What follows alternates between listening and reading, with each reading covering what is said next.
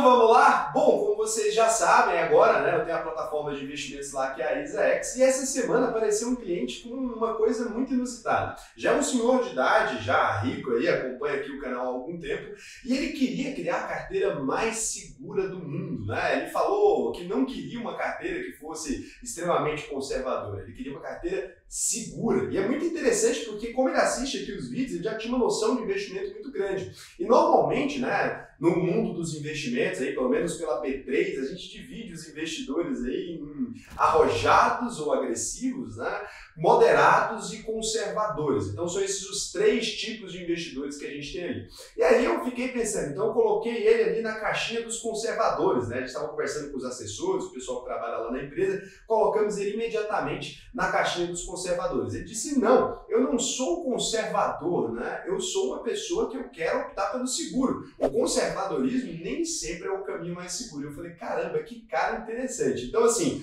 normalmente, né, a orientação padrão que existe, né, colocou ele ali como conservador, o que significaria que ele teria que ter uma posição muito maior em renda fixa do que em renda variável. Mas quando a gente fala de segurança, é diferente ali de não querer oscilação, né? A gente está falando de uma carteira extremamente segura. Cara, eu achei tão curioso o estudo que desenvolveram aqui para esse cliente, é óbvio, né? Porque ele é um cliente muito grande, muito acima do padrão normal, então precisa de um certo cuidado, muito maior que esse cara, porque vai fazer uma grande alocação de capital. Mas eu achei tão interessante que eu decidi trazer aqui para vocês, e aí a gente vai falar hoje sobre a carteira mais segura do mundo, pelo menos a carteira mais segura que eu já vi aqui na minha vida, né?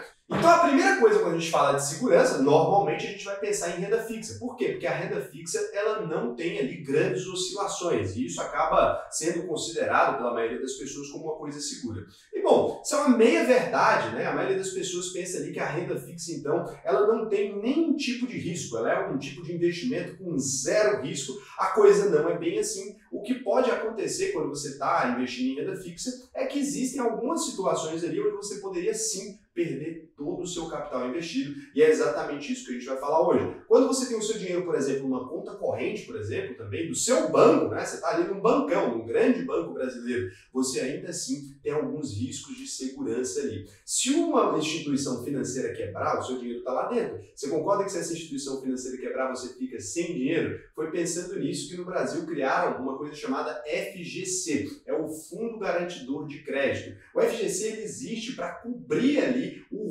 rombo, né, que pode acontecer caso o banco vá à falência. Então, quando você investe em renda fixa, alguns investimentos, eu já vou abordar agora, eles também são protegidos pelo FGC da mesma forma que sua conta corrente. Então, tem a mesma segurança ali, né, que você teria numa conta corrente até certos valores, né? E aí, as pessoas pensam, então, que o FGC então, é uma instituição que cobriria qualquer rombo que acontecesse no planeta. Essa é outra meia-verdade, né? O FGC ali, que é esse Fundo Garantidor de Crédito, que é o seguro que os bancos têm ali, ele protege sim o seu capital. Ele tem algumas regras, protege o capital investido até R$250 mil, né, por instituição ali, ou até R$1 milhão por CPF. No caso desse cliente, por exemplo, uma alocação muito grande, né, em bancos ali inseguros, ou uma alocação em títulos inseguros, colocaria ele com boa parte do patrimônio vulnerável, porque ele tem muito mais do que esse R$1 milhão por CPF ali, e em alguns títulos ele teria que ter uma posição maior que 250 mil. Então ele tem que tomar muito mais cuidado, um cliente muito grande, ele tem que tomar muito mais cuidado do que o investidor pequenininho. Você pode colocar dinheiro ali em qualquer banquinho, né, que se quebrar ali, você vai receber a cobertura do FGC. Já esse cliente não, ele tem que lidar ali com essa situação da segurança muito mais frequentemente na vida dele. Então é muito importante para ele investir em instituições confiáveis. Aí se a gente for analisar o FGC, além desse limite de cobertura, né, do seguro ali, você pode se sentir muito seguro. Mas se a gente pega aqui alguns dados, olha só, o Banco Bradesco, por exemplo,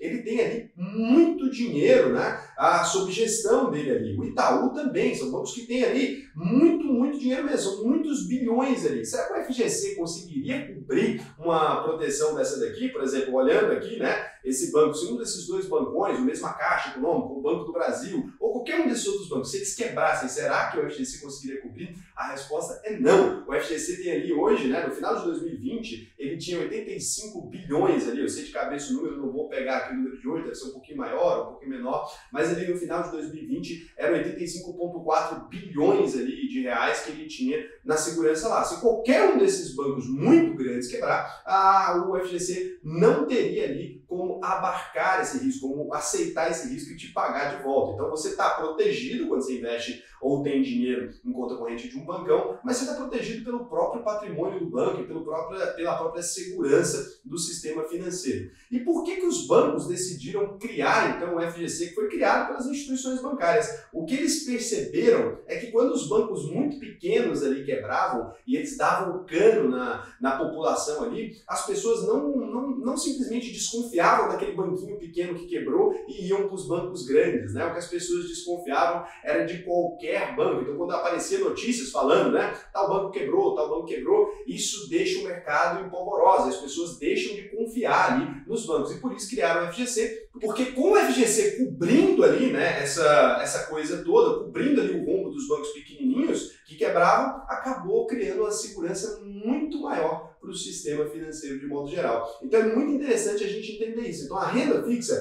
ela é segura, você tem um nível de segurança grande ali, mas a principal característica dela, então, não é a segurança em si que está vinculada a algo muito maior. Tudo aquilo que é renda fixa está vinculado a uma segurança muito maior. Ela não oscila tanto, né? E como ela não oscila tanto e o número vai sempre para cima, parece e transmite uma sensação de segurança muito maior. É claro que ela vai compor aqui a nossa carteira mais segura do mundo, mas é importante lembrar disso. Então, quais são os riscos associados aqui, né, à renda fixa, que é importante a gente esclarecer para você que não tem essa consciência. Quando a gente investe, então, no título do Tesouro Direto, lá no governo federal, emite aquele título, a gente investe no título do Tesouro Direto. Você pode falar assim para mim, Raul, esse título é isento de risco, esse título não tem risco nenhum. Lembra que eu disse que toda renda fixa tem um risco, né? Todo investimento tem um risco, não existe, não é nem renda fixa, todo investimento. Então, o governo federal ele pode dar um calote nessa dívida. Já aconteceu em alguns casos, dificilmente o governo dá um calote na própria população, né? Normalmente dá investidores internacionais, porque dentro de casa a coisa fica um pouco mais séria, mas é comum sim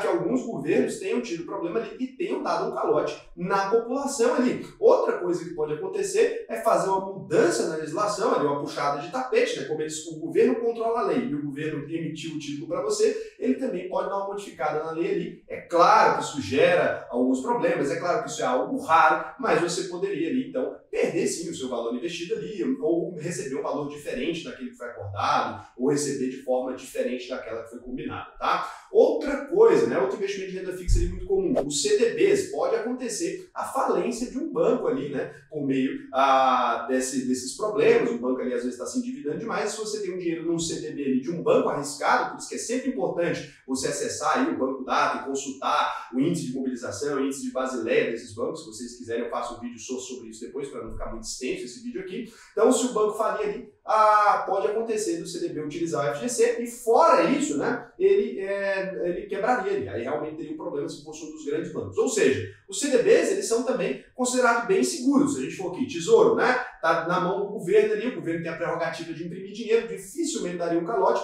então seguro. CDBs é um pouco mais seguro também, bem seguro também, assim, um pouquinho menos seguro que o tesouro, né, um pouco menos seguro, mas também tem aqui algumas camadas de proteção. Quando a gente vai para as LCIs e LCAs, também são investimentos de renda fixa, eles têm ali o mesmo risco, né, são emitidos por instituições financeiras também, tem ali o mesmo risco do FGC, né, tem cobertura do FGC, pode ser ali considerado bem seguro também. E aqui tem a isenção do imposto de renda, então às vezes pode compensar. Quando a gente vai aqui para os CRIs e CRAs, né, aqui a gente já sai daquela zona de segurança. LCI para cima aqui que eu coloquei para vocês, a gente tem ali a segurança da FGC ou do Banco Nacional ali que tem a prerrogativa de imprimir dinheiro, do Tesouro Nacional, né?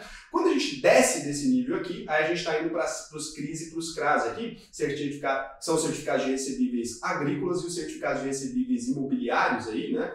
Então, nesse caso, a gente já tem o risco da falência das empresas que emitiram esses títulos. São títulos ali atrelados ao agronegócio ou ao setor imobiliário. São setores historicamente mais conservadores ou mais tranquilos ali, mas pode sim acontecer dessas empresas irem à falência ali. E claro, nesse caso você tem um risco alto ou um risco médio, dependendo do que você comprar aqui, nunca um risco baixo, né? E no caso das debêntures, você tem também o risco das falências das empresas que emitiram os títulos da mesma forma, né? Tem as debêntures incentivadas também, que são isentas de IR, da mesma forma que os CRIs e CRAs e LCIs e LCAs, mas você pode ter empresas ali muito pequenininhas que emitiram esses títulos, empresas que ninguém conhece, de capital fechado, então é muito importante tomar cuidado aqui na hora de ser exposto a debêntures. Quando a gente está falando da gestão do patrimônio muito grande, os CDBs e as LCIs e LCAs, elas têm o mesmo risco das debêntures ali. Então, é aqui que a coisa pega. Quando você é muito pequeno, você está protegido pelo FGC, então você não tem o mesmo risco, né, até certa quantidade de capital. Quando você tem um dinheiro muito maior, o risco para você dos CDBs, LCIs, CRIs e CRAs e debêntures, eles são o mesmo. Você não tem mais aquela cobertura do FGC, porque você vai colocar mais dinheiro do que o FGC cobriria, então você perde esse risco. Aí você começa a ter que comparar todos esses investimentos não por classificação de risco, né? Você começa a ter que comparar eles ali por rentabilidade e por o risco daquela instituição falir e não pelo risco do FGC. Então é muito importante vocês entenderem isso quando a gente está falando de uma carteira muito segura, que em algum momento vocês vão ficar milionários aí também e vão ter que se preocupar com isso, né? Então uma carteira que se propõe a ser a carteira mais segura do mundo aí, né? É que a gente está falando aí nesse título que eu coloquei. Então a gente teria que pensar sim em ter uma renda fixa brasileira, talvez, porque é interessante, o Brasil é um país emergente, mas ele paga uma boa taxa, tem um bom prêmio de risco por isso, e respeitando os riscos ali, entendendo, né, diversificando esses títulos, usando um pouco também do título do Tesouro Nacional para proteger de inflação, aquela coisa toda, uma mescla ali bem grande de títulos em diferentes instituições, a gente poderia ter até 20% da nossa carteira aí, né, pensando em segurança, exposta em renda fixa, mas você vê que é bem diferente daquela coisa que a pessoa pensou ali, que seria 80% em renda fixa no Brasil, né? Então a renda fixa brasileira fica ali com 20%, por quê? Porque essa pessoa nasceu no Brasil, e só estamos incluindo por isso, né? Se a pessoa tivesse nascido em outro país, provavelmente não incluiria, porque o Brasil é um país um pouquinho mais exótico na hora de investir. Ações no Brasil, isso aqui é uma coisa muito importante, por quê? Porque esse senhor ali trouxe uma questão de que ele quer investir em ações no Brasil, ele acredita muito no Brasil por longo prazo e tudo mais, só que ele falou, eu não quero muito do meu patrimônio nisso, eu não confio em todas as empresas brasileiras, mas tem algumas empresas brasileiras que eu acho interessantes, né? E aí a gente pegou aqui e montou inclusive um estudo, mostrando aqui um estudo do Jeremy Siegel, né, falando sobre renda variável, não especificamente sobre ações do Brasil, mas ações do mundo, né? As ações ali, quando comparada à renda fixa, você pode pensar, ela não é boa para conservar um patrimônio no longo prazo. Mas quando a gente olha para esse estudo aqui, né, você pegando de 1802 ali até 2006, o estudo mais antigo aí do Jeremy Siegel, você percebe ali que as ações performam melhor do que tudo, do que absolutamente tudo no longo prazo, tanto do que bonds, que são tipo, a renda fixa americana lá, né, quanto o bills aí, que é outro tipo de renda fixa americana também, tanto o ouro ali quanto o dólar, né, performa melhor que absolutamente tudo, não tem nada que supera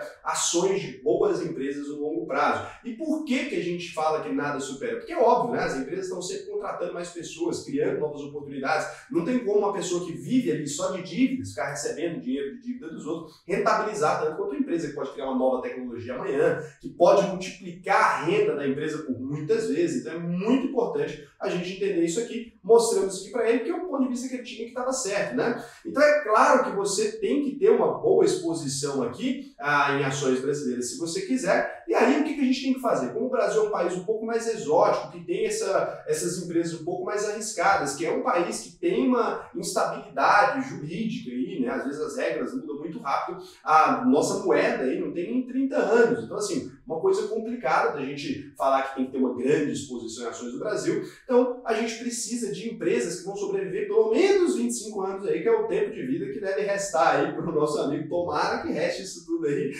já é um senhor um pouco mais de idade, né? Então, se a gente precisa que as empresas durem aí pelo menos 25 anos para ele ter esse dinheiro, essa segurança lá na velhice dele ainda, né? E se a gente quer empresas que durem pelo menos 25 anos aí, 25 anos próximos, a gente tem que encontrar empresas que já duraram pelo menos uns 50 aí, né? Para a gente utilizar aquele velho efeito Linde. Vocês sabem como é que funciona, né? Uma coisa tende a durar pelo menos metade do tempo que ela já durou, o que diz ali o efeito Linde, tem toda uma história sobre isso, mas de fato as coisas que duram mais tempo, elas têm uma grande capacidade de durar mais, né? Então, empresa que já durou 100 anos ali, ela duraria com tranquilidade mais 50 aí, teoricamente, baseando-se no efeito Linde, né? Ela duraria pelo menos mais esse período de tempo. E é claro, tem uma história super interessante por trás disso, mas só para o que isso diz, né? É uma coisa óbvia que a gente consegue perceber. As grandes obras do tempo, por exemplo, a Bíblia, dificilmente vai sumir da humanidade nos próximos 100 anos. Provavelmente ainda estará por aqui a Bíblia, ainda teremos cristãos. Por quê? Porque os cristãos estão aí há mais de 2000 anos, pelo menos, né? Então a gente deve ter ainda. Então, quanto mais antiga uma instituição, uma empresa ou qualquer coisa, por mais tempo essa coisa deve continuar existindo. Então,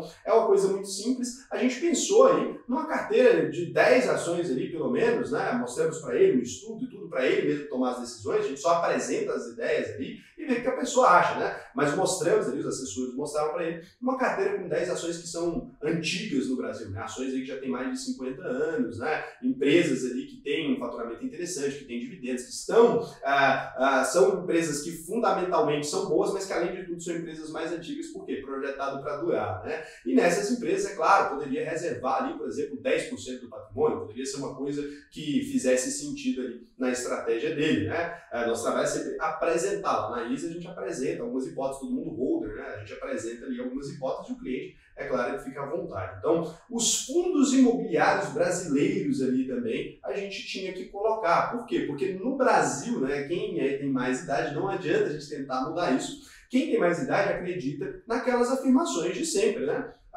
Quem compra terra nunca erra, quem tem uma propriedade ali tem tudo. E, de fato, se a gente para analisar, a terra mesmo, né, ela é um produto escasso. Cada vez tem mais pessoas no planeta Terra, cada vez mais pessoas precisam do espaço e cada vez a gente tem menos espaço, portanto, disponível para ser vendido. Então é óbvio que, no longo prazo, a gente pudesse imaginar, é mais provável que daqui a alguns anos a gente observe, né, a terra valer cada vez mais dinheiro, ou a gente observe ali, né, os imóveis valerem mais dinheiro. Por isso a gente pensou numa exposição em imóveis aqui, que é uma coisa que queria muito os fundos imobiliários, já chegou com isso na cabeça, que fosse uma exposição grande e que seja uma exposição ali coerente, né? Por quê? Porque tem fundos imobiliários que são monoativos, então desclassificando todos esses fundos ali, considerando os fundos interessantes, é muito importante mesmo ter esses fundos imobiliários na carteira, porque vão gerar ali uma parte, né, daquela rentabilidade que ele precisa para viver. Já é um senhor que vive de renda, né? Então ele precisa ali daquela renda. Os fundos imobiliários têm por obrigação de distribuir 95% do resultado deles a cada semestre. Então aqui uma posição vai gerar tranquilidade, vai gerar esse patrimônio ali que pelo menos se ajusta pela inflação, a gente sabe disso, né?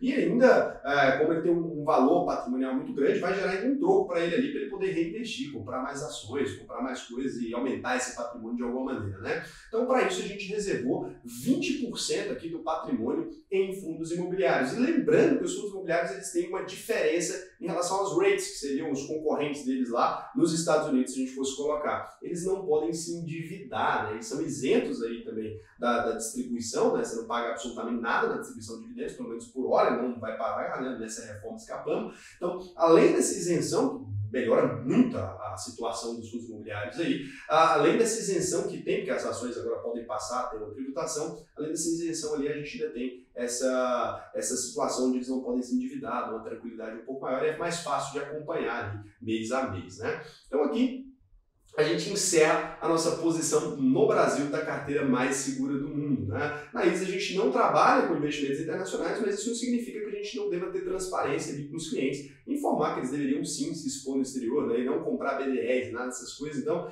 a gente conversando aqui com ele, a gente chegou em algumas conclusões, né? Ele não gostava muito da ideia de se expor fora do Brasil. Às vezes uma pessoa que nasce no Brasil aqui, ela tende a pensar que investimentos no Brasil são os mais seguros do mundo, né? E não de fato. E aqui a gente vai ter então ETFs de renda fixa por meio do mercado americano, né? O mercado americano ali tem o tesouro nacional mais seguro do mundo, considerado, junto com o tesouro japonês e com alguns outros países que têm um histórico positivo em relação a isso. Tem uma moeda que existe desde 1700, sei lá quanto, né? Então, um país um pouco mais estável ali nesse sentido. E por isso os ETFs ali americanos têm tanto ETFs de renda fixa nos Estados Unidos ali, onde a gente pode alocar uma quantidade interessante do capital ali, e para proteger esse capital você tem uma rentabilidade pior que no Brasil. Muita gente acha que a rentabilidade lá vai ser maior e se engana, né? Você tem ali rentabilidades piores falando de bonds e tal, são os títulos públicos americanos ali. Se você pega também, eles têm alguma exposição ali, você consegue, pelos ETFs americanos, você consegue se expor também em mercados emergentes. Tem mercados emergentes mais seguros que o Brasil, considerado,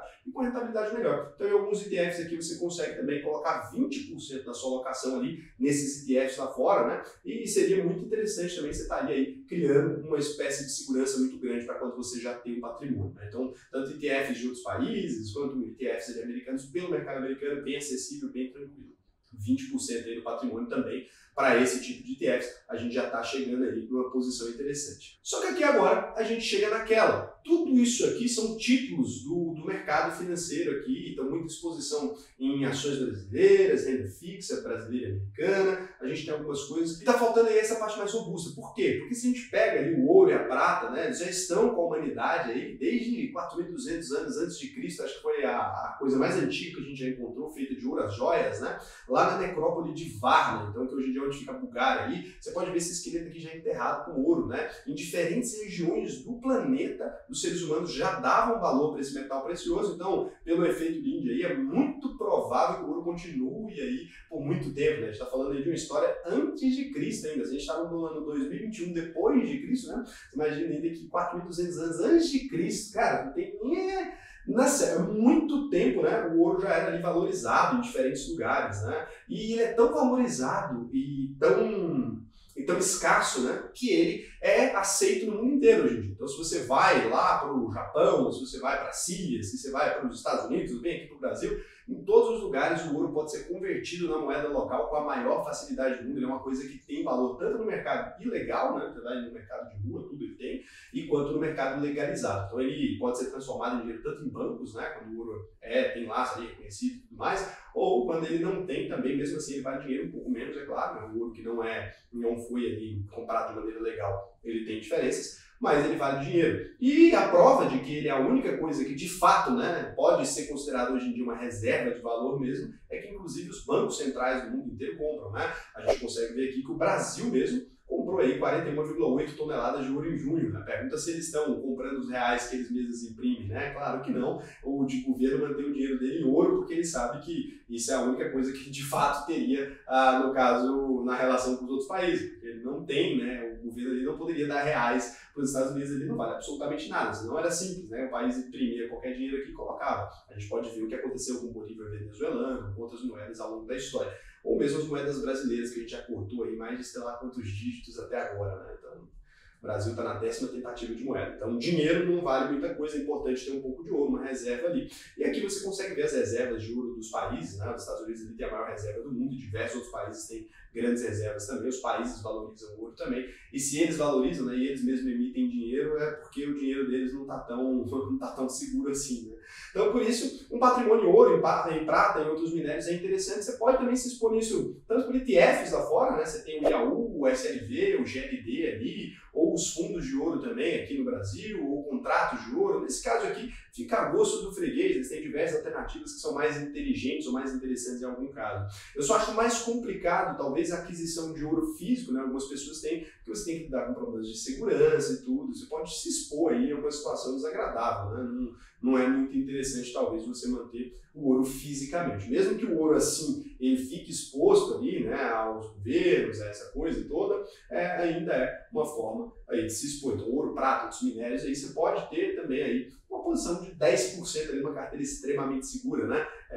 Realmente pensando em segurança e não em conservadorismo ali, seria uma posição interessante de pelo menos 10% do seu patrimônio, nunca mais do que isso, porque também é uma posição cara de se manter, né? O ouro ele tem um custo ali, ele não produz nada, ele não tem funcionários, não cresce, ele não te gera renda, ele é um custo, ele é uma forma de reservar, ele vale a pena quando você tem algum dinheiro que você tem medo de perdê-lo, né? Muita gente fala do ouro como ativo, né? Com capacidade de gerar renda ali, ou investimentos em ouro. Eu duvido um pouco dessa hipótese, porque eu acho que o ouro ele mantém bem o valor dele, ele é um bem escasso, ele aumenta um pouquinho de preço, mas nunca vai te deixar rico, né, a exposição em ouro aí. Então, além dessas exposições, tudo que a gente está aqui, no final eu vou mostrar como ficou ali as exposições, né, a gente pode ir aqui também para as ações estrangeiras por meio de ETFs. E da mesma forma que as ações brasileiras ali, você pode não querer se expor em grande quantidade a ações, mas é importante entender que se elas ganham, né, no longo prazo, a gente tem que ter um pouco dela. E as ações no Brasil, elas não são das maiores e nem das melhores empresas do mundo. Né? Se você pega aqui no Brasil,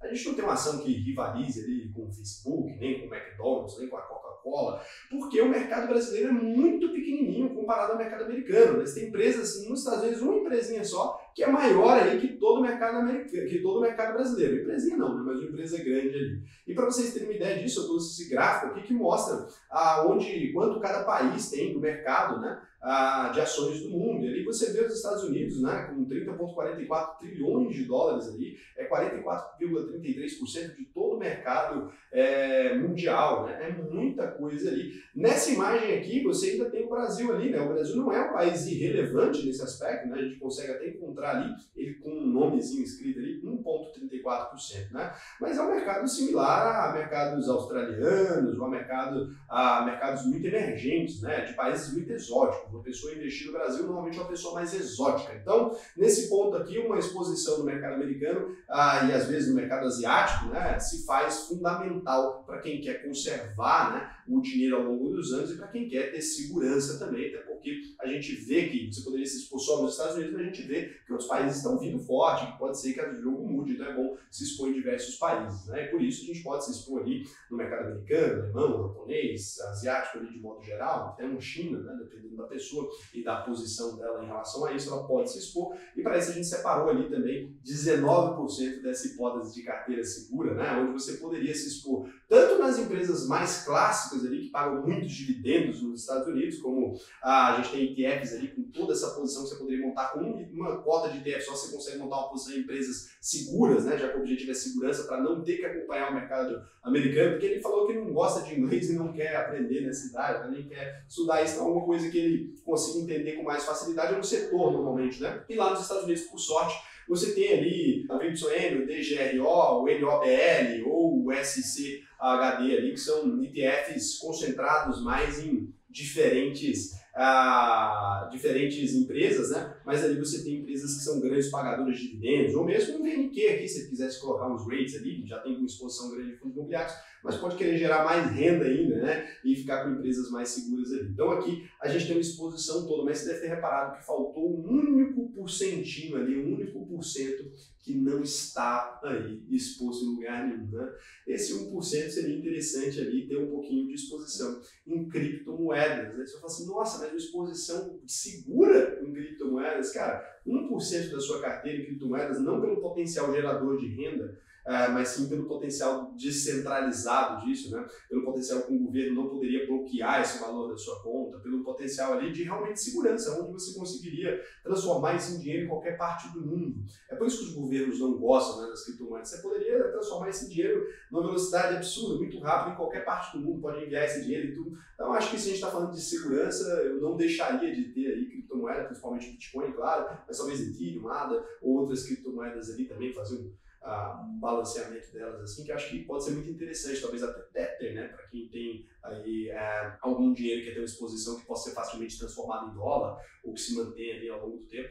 Nada de errado no meu ponto de vista. Então, assim, essa daqui foi a carteira que a gente conversou, né, explicou ali, e de modo geral, e cara, eu achei isso interessantíssimo, vou colocar o gráfico aqui para vocês de como ficou, eu achei isso interessantíssimo, esse estudo, né, não é uma posição, a gente não faz posição para ninguém, não investe para ninguém, né, a ISA trabalha muito mais com a educação, se você quiser abrir sua conta lá, você pode, é uma plataforma de investimento, você pode investir, né, pode investir em ações brasileiras, pode investir em renda fixa, tesouro brasileiro, não pode investir em criptos e nem investimentos internacionais ainda por lá, apesar de poder comprar BDR, eu falei para vocês que eu não recomendo, mesmo não sendo aquilo que me daria mais dinheiro, eu não recomendo. Então a gente acredita muito nisso para esses clientes maiores, de educar mesmo, explicar, né? Porque muitas vezes o cara quer tudo em renda fixa ali porque acha que está mais seguro, mas isso aqui é um tipo de coisa que só se acontecer um hecatombe no mundo para realmente essa carteira evaporar ali é impossível, né? Dá para dizer que é impossível, pelo menos aí, a não ser que o mundo como a gente conhece modifique completamente, né? Então assim, dentro do mercado financeiro, do mundo global e capitalista,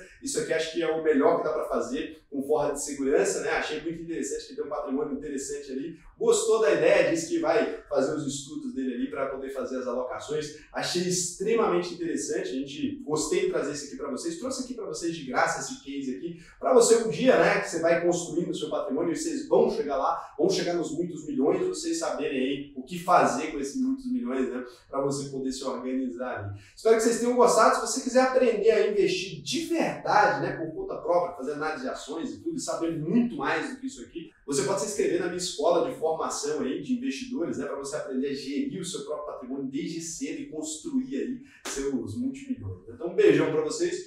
O vídeo de hoje foi só, deu um trabalho da porra, se puder dar o like aí, agradeço demais, né? Foi bem trabalhoso mesmo. E até o próximo vídeo.